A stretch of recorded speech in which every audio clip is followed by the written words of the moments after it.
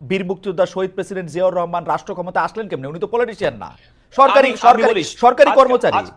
আমি আমি যদি তাই যদি বলে থাকি, আজকের জাতির ঐতিহাসিক প্রয়োজনে শহীদ প্রেসিডেন্ট জিয়াউর রহমান ৭ই নভেম্বর বাংলাদেশের সিপাহী জনতা। হ্যাঁ, নট এনাফ, দ্যাট মিন্স না না, আমি পলিটিশিয়ানস আর নট এনাফ। আচ্ছা, আমি আমি যদি আপনাকে বিনয়ের সঙ্গে কাউন্টার প্রশ্ন করি, জি, যে ডক্টর ফখরুদ্দিন আহমেদ সাহেবের নেতৃত্বাধীন আগস্ট ২০২৪ সালে এই সরকার কিভাবে আসলো বলেন তো? খুব খুব খারাপ, একইভাবে, খুব খুব একইভাবে না, খারাপ না, জি, একইভাবে। তার মানে জনতা, সিপাহী জনতা সেই সময়কার শহীদ প্রেসিডেন্ট জিয়াউর রহমানের রাষ্ট্রের প্রয়োজনে তার মধ্যে একটা স্টেটমেন্টের দরকার ছিল। আজকে এই হাসিনা উত্তর রাষ্ট্রের প্রয়োজনে এই স্টেটমেন্ট ডক্টর ইউনূস আসছেন, আপনাদের খারাপ হ্যাঁ, লাগছে আমি তো কেন? সেটাই বলছি, আমি সেটাই বলছি। রাইট। তার মানে কি, রাষ্ট্রের প্রয়োজনে শহীদ প্রেসিডেন্ট যেমন আজকে যখনকার ২০২৪ সালে বসে আমরা যদি মনে করি যে ৫ই আগস্ট বিপ্লব পরবর্তী এদেশের ঐক্য, অর্থনৈতিক শৃঙ্খলা ফিরিয়ে আনা, সুশাসন সুনিশ্চিত করার জন্য অন্তর্বর্তীকালীন সরকার ব্যবস্থা ডক্টর ইউনূসের নেতৃত্বে হওয়া দরকার।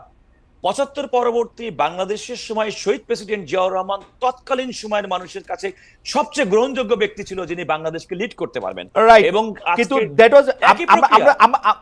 জিয়াউর রহমান সাহেব ক্ষমতায় আসার আগে বা লিড করার আগে তো উনি কারো ম্যান্ডেট নেন নাই যে উনি পারবেন কি পারবেন না, জনগণ তো তার এই দায়িত্ব দেয় নাই, উনি নিজের দায়িত্ব নিজে নিছেন, তাই না? আমি না, এটা আমরা এটা নিয়ে কথা বলতে আসি, আবার আমরা এটা কথা বলতে আসি। খালেদ মহিউদ্দিন, জি, আমি আপনাকে কারেকশন করে দিচ্ছি। জি, শহীদ প্রেসিডেন্ট জিয়াউর রহমানের ইতিহাস দেখেন, সমস্ত ইতিহাস থেকে তিনি আমি নিজে রাষ্ট্র আমি ক্ষমতা ইতিহাস নিতে দেখছি, চাননি। আমি ইতিহাস দেখছি, উনি সহকারী সেনাপ্রধান ছিলেন, সেটা থেকে তিনি ডেপুটি চিফ মার্শাল অ্যাডমিনিস্ট্রেটর হয়েছেন, আমি তারপরে বলছি উনি জাতির ঐতিহাসিক, আমি বলছি জাতির ঐতিহাসিক প্রয়োজনে যেমন করে শহীদ আমি প্রেসিডেন্ট জিয়াউর একদম রহমান হুবহু সাহেব ডক্টর ইউনূসের তাই দায়িত্ব দেখি, গ্রহণ আমি করেছিলেন, ডক্টর ইউনূসের তাই দেখি। একইভাবে আমি বললাম উনি আজকে ক্যান্টনমেন্ট থেকে ৫ই আসছেন আর আগস্ট, উনি গ্রামীণ ফোন থেকে আসছেন, গ্রামীণ ব্যাংক থেকে। আমি সেটাই বলছি যে ডক্টর ইউনূস সাহেবের নেতৃত্বে যে সরকার ঐতিহাসিক প্রয়োজনে ২০২৪ সালে এই জনগণের কল্যাণার্থে আসছেন এবং জনগণের কল্যাণার্থে তারা কাজ করবেন এবং জনগণের সেই সমর্থনটা তারা পেয়ে আসছেন, যেমনটি সমর্থন শহীদ প্রেসিডেন্ট জিয়াউর রহমান সিপাহী জনতা আপামর জনগণের কাছ থেকে পেয়েছেন। কাজল ভাই, আপনাকে অনেক ধন্যবাদ। আমি একটু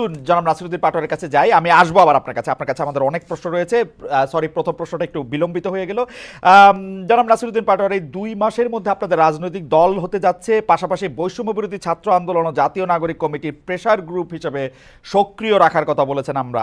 আর এই দুটি সংগঠনে যারা থাকবেন তারা আবার সরাসরি আপনাদের রাজনৈতিক দলে যুক্ত থাকবেন না, সেই ক্ষেত্রে কি তারা জাতীয় নাগরিক কমিটি ছেড়ে যাওয়া দলটিতে যোগ দিবেন? এই ৩টি সংগঠন ছাড়াও আপনাদের প্রতিনিধিত্ব আছেন, আপনাদের হবু দলটিকে কি আমরা সরকারি দল ছাড়া আর অন্য কোনো কিছু বলতে পারবো?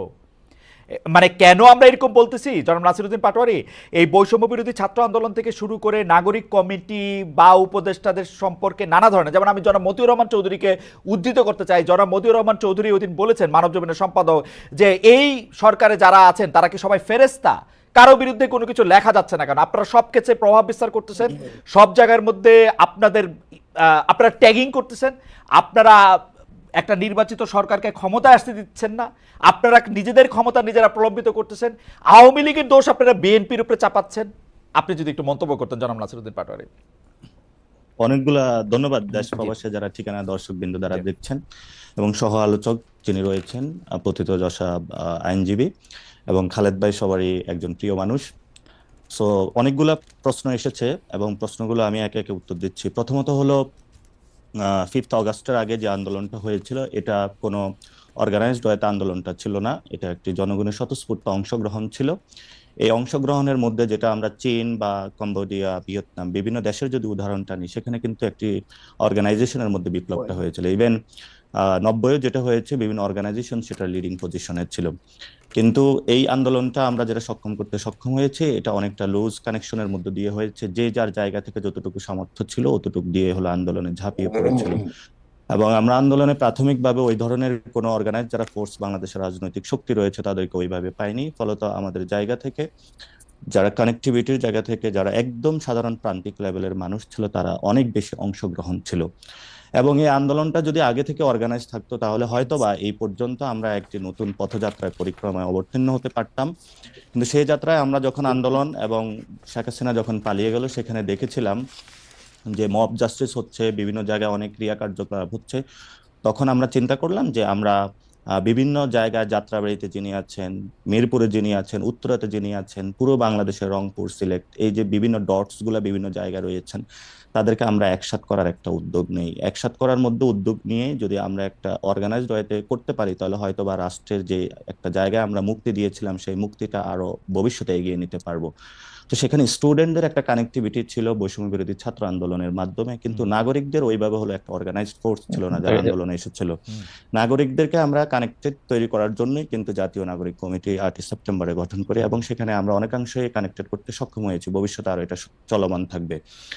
এবং আপনি যারা যখন এই কথা সরকারে বলছিলেন জনাব নাসিরউদ্দিন পাটোয়ারি, এই জায়গার মধ্যে থেকে একটু একটু কথা বলে বলে যাই আর কি, মাফ করবেন আমাকে, জি যে একটু কথা বলে বলে যাই। আপনি যে নাগরিক কমিটিতে আপনি কানেক্টেড করবেন, কয়েকদিন আগে আপনি বললেন যে এটা আসলে বিএনপির লোকজন একদমই আপনি পছন্দ করে নাই, সেটা হচ্ছে যে অপসারিত কাউন্সিলরদের, মানে সিটি কর্পোরেশন ও পৌরসভা বিষয়ে আপনার একটি বক্তব্য নিয়ে আপনি জানেন যে কাউন্সিলরদের মধ্যে যারা বেশিরভাগই আওয়ামী লীগের ছিলেন অথবা আওয়ামী লীগের আমলে নির্বাচিত ছিলেন, তাদেরকে আপনি এক করতে চাইলেন। এইটা মূলত আমরা যারা দেখছি আপনাদের, তারা দেখছিলাম যে এটা একটা ভোটের রাজনীতি, আপনারা একটা মানে আপনারা একটা পপুলিস্ট জায়গা থেকে এই জিনিসটা করতে চাইছেন কিনা, জিনিসটা যতটা মানে ঘটনা তার চেয়ে অনেক বেশি হলো আপনাদের, আমি জানি না মানে কিসের জন্য, সেটাও যদি আপনি একটু বলেন কেন আপনারা এটা না, করছেন।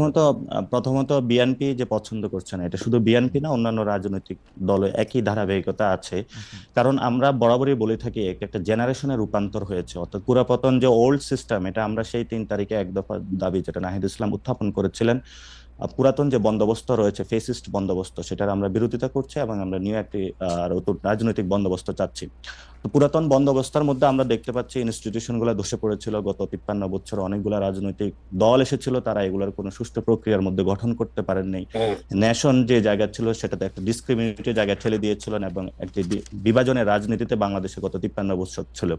তো সেই জায়গা থেকে আমরা যখন উঠে দাঁড়িয়েছি নতুন ভাবে, এই জেনারেশন, তরুণ জেনারেশন, যে আমরা আর বিভাজনের রাজনীতি চাই না, আমরা বৈষম্যের কোনো একটি সমাজ চাই না, তখনই যখন রাজনৈতিক দলগুলো দেখতে পাচ্ছে যে তাদের মধ্যে এই ক্রিয়া কার্যকলাপগুলো বিদ্যমান এবং তরুণ প্রজন্ম তাদের সেই ক্রিয়াগুলো বিরোধিতা করছে, তখনই কিন্তু বিভিন্ন রাজনৈতিক দল আমাদের বিরুদ্ধে দাঁড়িয়ে যাচ্ছে। আমরা সেই জায়গাতে বলি যে আমাদের যারা তরুণ প্রজন্ম, বিভিন্ন রাজনৈতিক দলও তারা যারা আছে, আমাদের মধ্যে একটা ঐক্য রয়েছে। আমরা যখন একটা পুলিশের সামনে দাঁড়িয়েছি, আমার পাশের জন যখন শহীদ হয়েছে বা আহত হয়েছে, আমরা লাশটা রেখে কিন্তু আবার একসাথে গিয়ে আবার পুলিশের সামনে বা শেখ হাসিনা ফেসিস্ট খুনি হাসিনার বিরুদ্ধে দাঁড়িয়েছিলাম।